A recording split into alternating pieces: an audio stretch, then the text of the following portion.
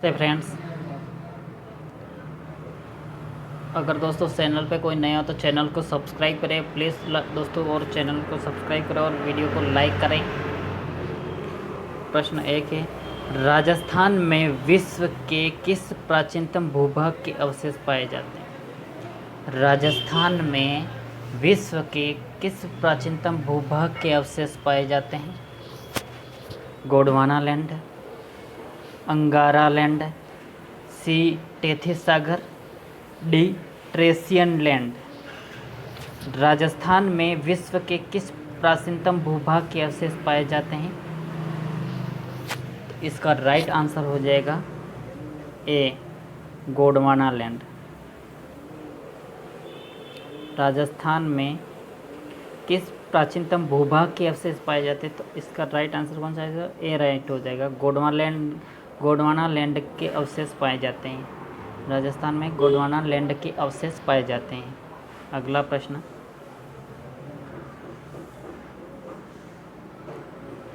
राजस्थान में विश्व की प्राचीनतम अरावली पर्वत है माला है, ये किसके अवशेष हैं? राजस्थान में विश्व की सबसे प्राचीनतम पर्वतमाला अरावली जो किसका अवशेष है? ए गोंडवाना लैंड का, बी अंगारा लैंड का, सी टेथिस सागर का, डी ट्रेसियन लैंड का। राजस्थान में विश्व की सबसे प्राचीन अरावली पर्वतमाला किसका अवशेष है? तो इसका राइट आंसर हो जाएगा ए अरावली पर्वतमाला किसका अवशेष है? गोंडवाना लैंड का। राजस्थान में विश्व की सबसे प्राचीन पर्वतमाला अरावली है जो किसका अवशेष है? गोंडवाना लैंड का अवशेष। किसका अवशेष है?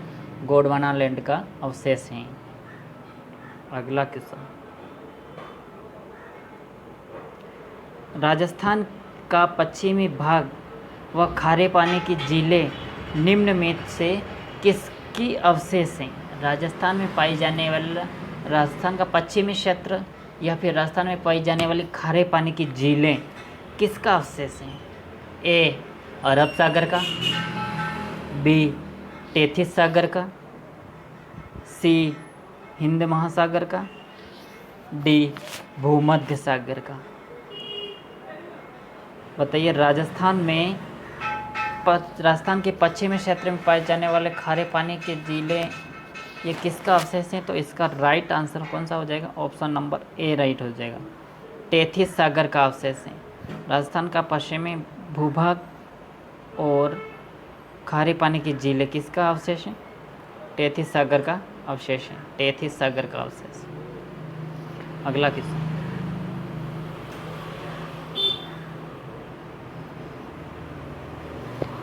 राजस्थान को कितने भौतिक विभाग में बांटा गया है?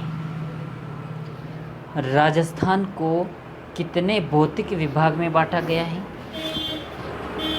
2, बी 3, सी 4, डी 5। तो राजस्थान को कितने भौतिक विभाग में बांटा गया है? तो ये बांटा गया है 4 भौतिक विभाग में बांटा गया। ऑप्शन नंबर सी राइट हो जाएगा। राजस्थान को 4 भौतिक विभाग में बांटा गया है। पश्चिमी मरुस्थल, अरावली पर्वत, पूर्वी मैदान, दक्षिण पूर्वी पठारी प्रदेश, ये चारों हैं।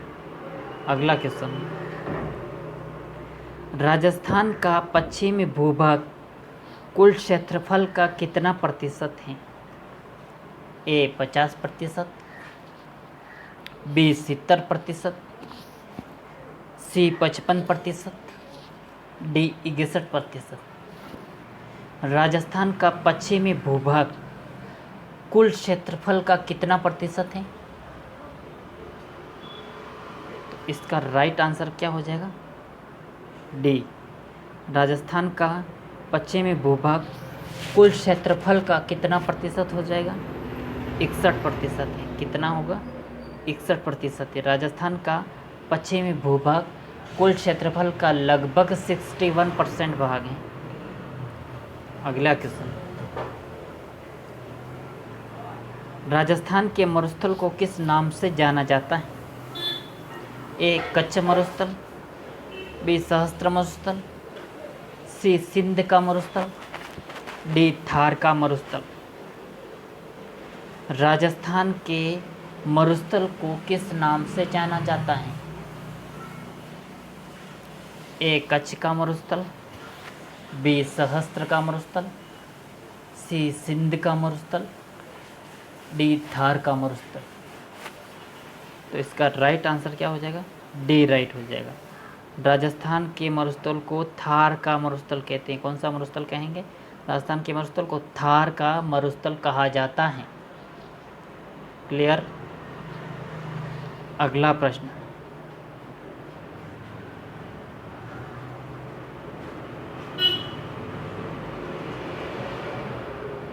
शेखावाटी प्रदेश में पाए जाने वाले कुओं को स्थानीय भाषा में क्या कहा जाता है? शेखावाटी प्रदेश में पाए जाने वाले कुओं को स्थानीय भाषा में क्या कहा जाता है? यानी कि शेखावाटी प्रदेश में जो कुएं खोदे जाते हैं उसको वहाँ के लोग क्या कहते हैं, किस नाम से बोलते हैं उसको? शेखावाटी प्रदेश में वहाँ के लोग उन कुओं को क्या बोलते हैं? ए जोहड़, बी टांका, सी डिग्गी, डी तड़ांग। तो शेखावाटी क्षेत्र में जो कुएं होते हैं उसे स्थानीय भाषा में यानी कि वहाँ की भाषा में क्या कहते हैं? जोहड़ कहते हैं। क्या कहेंगे? शेखावाटी क्षेत्र में पाए जाने वाले कुओं को स्थानीय भाषा में क्या कहेंगे? जोहड़, जोहड़ कहा जाता है। अगला क्वेश्चन,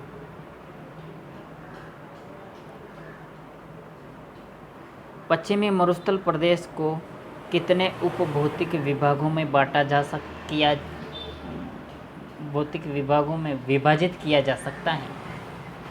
पश्चिमी मरुस्थलीय प्रदेश को कितने उप विभागों में विभाजित किया जा सकता है? ए 2, बी 4, सी 5, डी 6। तो पश्चिमी मरुस्थलीय भाग को कितने उप विभागों में विभाजित किया जा सकता है? 4 विभागों। ऑप्शन नंबर बी राइट हो जाएगा। 4 विभागों में विभाजित किया जा सकता है। अगला क्वेश्चन, मरुस्थल में पाए जाने वाले अर्धचंद्राकार टीलों को किस नाम से जाना जाता है? मरुस्थल में पाए जाने वाले अर्धचंद्राकार टीलों को किस नाम से जाना जाता है? खड़ीन, बी होरी, सी बरखान, डी प्लाया। मरुस्थल में पाए जाने वाले अर्धचंद्राकार टीलों को किस नाम से जाना जाता है? तो इसका राइट आंसर हो जाएगा खड़ीन। मरुस्थल में पाए जाने वाले अर्धचंद्राकार टीलों को किस नाम से जाना जाता है? खड़ीन के नाम से जाना जाता है। इसका राइट आंसर ए हो जाएगा। बरखान के नाम से जाना जाता है। मरुस्थल में पाए जाने वाले अर्धचंद्राकार टीलों को क्या कहेंगे? ऑप्शन सी राइट हो जाएगा, बरखान। मरुस्थल में पाए जाने वाले अर्धचंद्राकार टीलों को क्या कहते हैं? बरखान कहते हैं। अगला क्वेश्चन, राजस्थान के किस प्रदेश को वागड़ के नाम से जाना जाता है?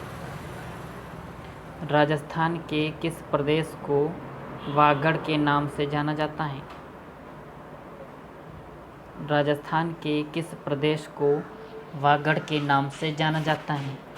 ए जयपुर दोसा, बी अजमेर टोंक, सी भीलवाड़ा बूंदी, डी डूंगरपुर बांसवाड़ा। तो वागड़ क्षेत्र किससे जानते हैं? अपन सब जानते ही हैं। ऑप्शन नंबर डी राइट हो जाएगा। डूंगरपुर बांसवाड़ा को वागड़ क्षेत्र कहते हैं। डूंगरपुर बांसवाड़ा क्षेत्र को क्या कहेंगे? वागड़ क्षेत्र कहा जाता है। Dungarpur Banswara, option number D right हो जाएगा। राजस्थान के डूंगरपुर बांसवाड़ा क्षेत्र को वागड़ क्षेत्र के नाम से जाना जाता है। अरावली पर्वत श्रृंखला की कुल लंबाई कितनी है? ए 680 किलोमीटर, बी 550 किलोमीटर, सी 682 किलोमीटर, डी 692 किलोमीटर। अरावली पर्वतमाला की कुल लंबाई कितनी है? इसका राइट आंसर क्या हो जाएगा? D 692 kilometre. अरावली पर्वतमाला की कुल लंबाई कितनी हो जाएगी? 692 किलोमीटर। अरावली पर्वतमाला की कुल लंबाई कितनी हो जाएगी? 692 किलोमीटर। दोस्तों चैनल को सब्सक्राइब करें और वीडियो को लाइक ज़रूर करें। अगला क्वेश्चन, राजस्थान में अरावली पर्वत श्रृंखला की कुल लंबाई कितनी? अरावली पर्वत श्रृंखला की कुल लंबाई तो 692 किलोमीटर हो गई। अब राजस्थान में कितनी है वो पूछ रहा है। तो राजस्थान में अरावली पर्वत श्रृंखला की कुल लंबाई कितनी है?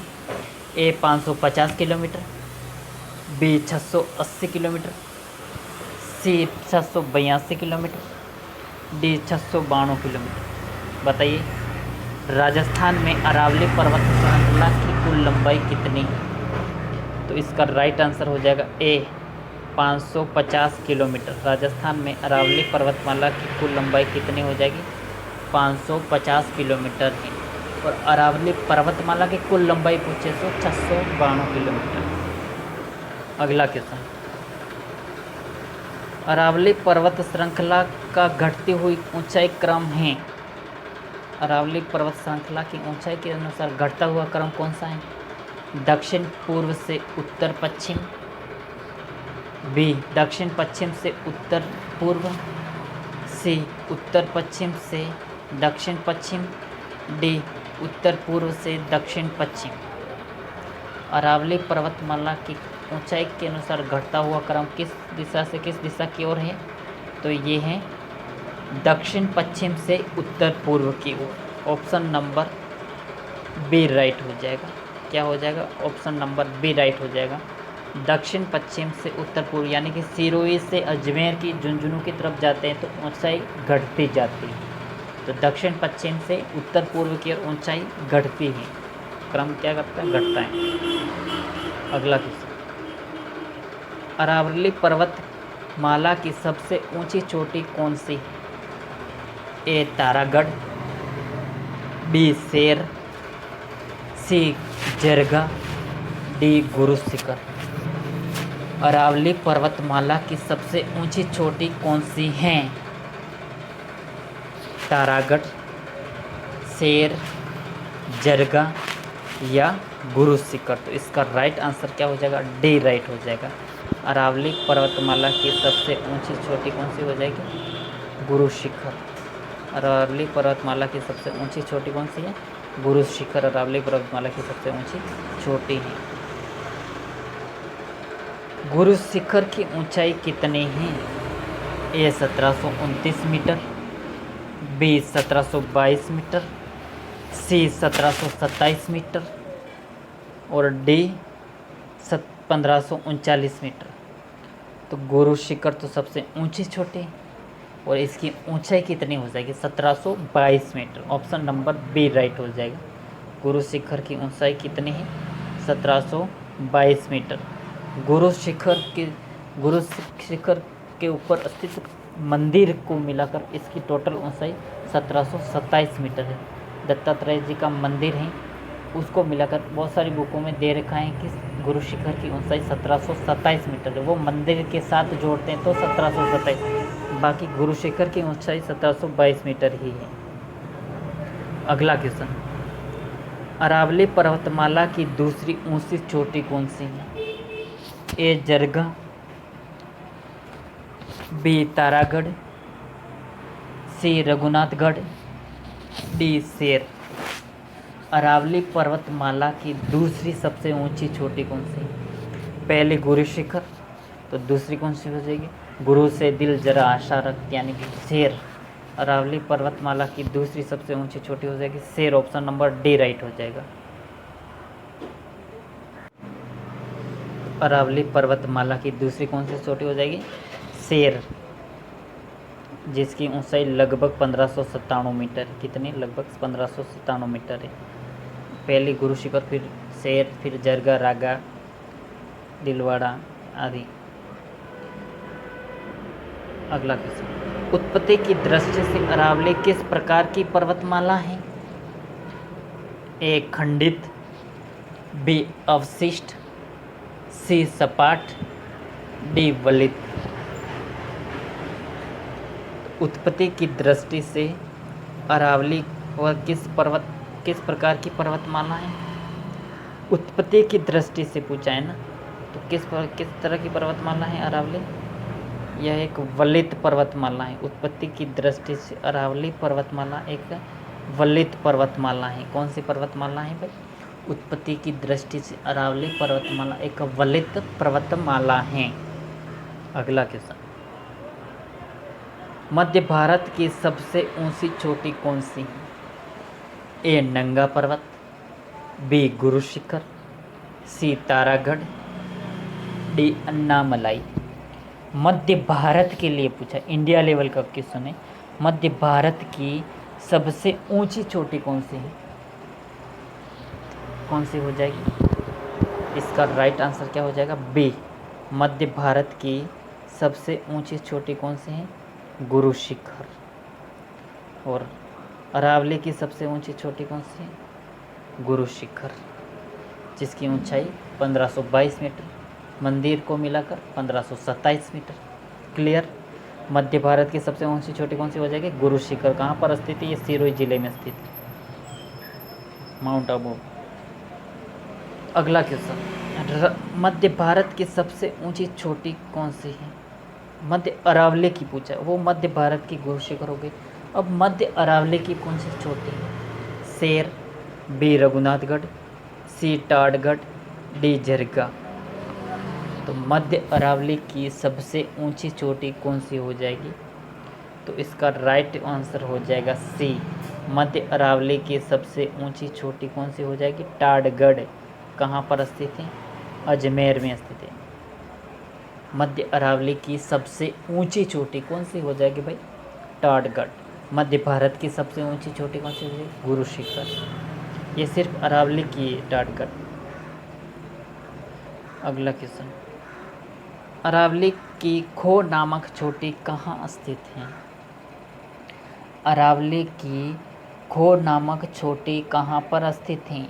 ए अलवर में, बी जयपुर में, सी सिरोही में, डी उदयपुर में। खो चोटी कहाँ पर स्थित है? तो ये इसका राइट आंसर हो जाएगा बी, खो चोटी कहाँ पर स्थित हो जाएगी? Option number B right answer हो जाएगा कि खो नामक चोटी जयपुर जिले में स्थित है। खो कहाँ पर स्थित है? जयपुर जिले में स्थित है। अगला क्वेश्चन, गुरु शिखर तथा शेर नामक चोटियाँ राजस्थान के किस जिले में स्थित हैं? ए राजसमंद में, उदयपुर में, बी राजसमंद में, सी सिरोही में, डी उदयपुर में। तो गुरु शिखर तथा शेर नामक चोटियाँ कहाँ पर स्थित हो जाएगी? तो इसका आंसर हो जाएगा सी राइट हो जाएगा। ये चोटियाँ कहाँ पर स्थित हैं? सिरोही जिले में स्थित है। कहाँ पर स्थित है भाई? सिरोही जिले में स्थित है। अरावली की सबसे ऊंची चोटियाँ सिरोही में ही स्थित है। अगला क्वेश्चन, जरगा नामक चोटी किस जिले में स्थित है? ए उदयपुर जिले में, बी राजसमंद जिले में, सी सिरोही जिले में, डी अलवर जिले में। जरगा नामक चोटी किस जिले में स्थित है? जरगा नामक चोटी किस जिले में स्थित है? तो इसका राइट आंसर हो जाएगा ए राइट हो जाएगा। जरगा नामक चोटी कहाँ किस जिले में स्थित हो जाएगी? उदयपुर जिले में स्थित है। जरगा नामक चोटी किस जिले में स्थित है? उदयपुर जिले में स्थित है। उदयपुर को क्या कहते हैं? झीलों की नगरी कहते हैं। उदयपुर में बहुत सारे जिले हैं इसीलिए। अगला क्वेश्चन, अरावली की दूसरी ऊंची चोटी समुद्र तल से ऊंची चोटी की समुद्र तल से ऊंचाई कितनी? पहली गुरु शिखर, फिर दूसरी शेर। तो समुद्र तल से ऊंचाई कितनी? ए 1432 मीटर, बी 1539 मीटर, सी 1527 मीटर, डी 1597 मीटर। तो अरावली पर्वतमाला की दूसरी सबसे ऊंची चोटी की समुद्र तल से ऊंचाई कितनी है? 1597 metre. Option number D right हो जाएगा। दूसरी चोटी जो समुद्र तल से कितनी ऊंची? 1597 मीटर ऊंची है। अगला क्वेश्चन, अरावली श्रेणी में मरुस्थल के प्रसार को रोकने के लिए कौन सी प्रजाति का पौधा लगाया जाता है? अरावली की श्रेणी में मरुस्थलीकरण को आगे बढ़ने से रोकने के लिए कौन सी श्रेणी का पौधा लगाया जाता है, कौन सी प्रजाति का लगाया जाता है? ए रोहिड़ा, बी खेर, सी होहोबा, डी सिकिल। तो अरावली क्षेत्र में मरुस्थल को आगे बढ़ने से रोकने के लिए कौन सी प्रजाति का पौधा लगाया जाता है भाई, कौन सी प्रजाति का लगाया जाता है? तो इसका राइट आंसर क्या हो जाएगा भाई? ऑप्शन नंबर सी राइट हो जाएगा। अरावली श्रेणी में मरुस्थल को आगे बढ़ने से रोकने के लिए होहोबा नामक पौधा लगाया जाता है। होहोबा, कौन सा पौधा लगाया जाता है? होहोबा। अगला क्वेश्चन, अरावली की बाबाई चोटी किस जिले में स्थित थी? अरावली की बाबाई चोटी किस जिले में स्थित थी? ए भीलवाड़ा जिले में, बी अलवर जिले में, सी झुंझुनू जिले में, डी दौसा जिले में। अरावली में बाबाई नामक चोटी किस जिले में स्थित है? इसका राइट आंसर क्या हो जाएगा? झुंझुनू जिले में स्थित है। ऑप्शन नंबर सी राइट हो जाएगा। अरावली में बाबाई नामक चोटी किस जिले में स्थित हो जाएंगे? झुंझुनू जिले में स्थित है बाबाई नामक चोटी। फिर अगला क्वेश्चन, पूर्वी मैदान संपूर्ण राज्य के कितने प्रतिशत भूभाग को घेरे हुए हैं? राजस्थान का पूर्वी मैदान राजस्थान के कुल क्षेत्रफल का कितना प्रतिशत भाग पर फैला हुआ है? ए 23.3%, बी 11.55%, सी 5%, डी 30%, सी 9%, डी 30%। तो पूर्वी मैदान संपूर्ण राज्य के कितना प्रतिशत भूभाग पर फैला हुआ है? तो ये है 23.3%। कितना प्रतिशत? ऑप्शन नंबर एक राइट हो जाएगा। ऑप्शन नंबर ए राइट हो जाएगा। ये कुल क्षेत्रफल के लगभग 23.3% क्षेत्रफल पर फैला हुआ है अरावली पूर्वी मैदान। पूर्वी मैदान को कितने उप विभागों में बांटा गया है? ए 2, बी 4, सी 3, डी 5। तो पूर्वी मैदान को कितने उप विभागों में बांटा गया है? इसका राइट आंसर क्या हो जाएगा? 3। ऑप्शन नंबर सी राइट हो जाएगा। पूर्वी मैदान को कितने उप विभागों में बांटा गया है? पूर्वी मैदान को 3 उप विभागों में बांटा गया है। सी राइट हो गया। अगला क्वेश्चन, पूर्वी मैदान के चंबल बेसिन विभाग के अंतर्गत सम्मिलित जिले हैं। पूर्वी मैदान के चंबल बेसिन विभाग के अंतर्गत यानी कि पूर्वी मैदान में जो चंबल बेसिन क्षेत्र हैं उसमें कौन कौन से ज़िले आते हैं? ए कोटा, बूंदी, सवाई माधोपुर, टोंक, बी भरतपुर, धौलपुर, करौली, टोंक, सी कोटा, बूंदी, टोंक, झालावाड़, बारा, डी अलवर, कोटा, टोंक, धौलपुर। पूर्वी मैदान के चंबल बेसिन क्षेत्र में कौन कौन से ज़िले आते हैं? पूर्वी मैदान के चंबल बेसिन क्षेत्र में कौन कौन से ज़िले आते हैं? ये राइट हो जाएगा कोटा, बूंदी, सवाई माधोपुर और टोंक। इसका राइट ऑप्शन नंबर ए हो जाएगा। ऑप्शन नंबर ए राइट हो जाएगा। चंबल बेसिन क्षेत्र में कौन कौन से ज़िले आते हैं? कोटा, बूंदी, सवाई माधोपुर और टोंक, जहाँ जहाँ चंबल नदी बहती है। अगला क्वेश्चन, प्रतापगढ़ के आसपास के क्षेत्र को किस नाम से जाना जाता है? प्रतापगढ़ जिले के आसपास के क्षेत्र को किस नाम से जाना जाता है? ए बरखान, बी ऊपरमल, सी वागड़, डी कांठल। प्रतापगढ़ के आसपास के क्षेत्र को किस नाम से जाना जाता है? इसका राइट आंसर हो जाएगा डी। प्रतापगढ़ के आसपास के क्षेत्र को किस नाम से जानते हैं? कांठल क्षेत्र कहते हैं। प्रतापगढ़ के आसपास के क्षेत्र को क्या कहते हैं? कांठल क्षेत्र कहा जाता है। और प्रतापगढ़ जिले का उपनाम क्या है? राधानगरी। क्या है? ये राजस्थान का 33वां जिला है और राजस्थान का अंतिम जिला है। इसका पुनर्गठन, इसका गठन कब हुआ था? 26 जनवरी 2008 से प्रारंभ हुआ था। मेवल का प्रदेश विस्तृत है अलवर, भरतपुर, भीलवाड़ा, बूंदी, डूंगरपुर, बांसवाड़ा, डी सवाई माधोपुर, टोंक।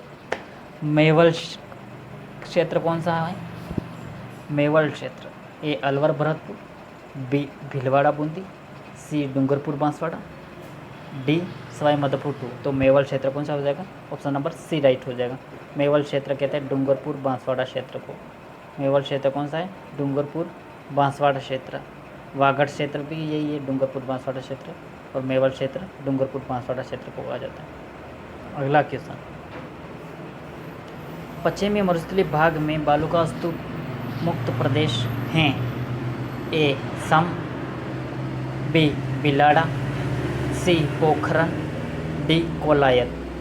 पश्चिमी मरुस्थलीय भाग में बालू का स्तूप मुक्त यानी कि जहाँ पर बालू का स्तूप नहीं पाए जाते हैं वो क्षेत्र कौन सा है? तो इसका राइट आंसर कौन सा हो जाएगा? सी राइट हो जाएगा। बालू का स्तूप मुक्त क्षेत्र कौन सा हो जाएगा? पोखरण। कहाँ पर स्थित है? जैसलमेर में स्थित है। बालू का स्तूप मुक्त प्रदेश पोखरण जैसलमेर, जो पश्चिमी मरुस्थलीय भूभाग का एक स्थान है।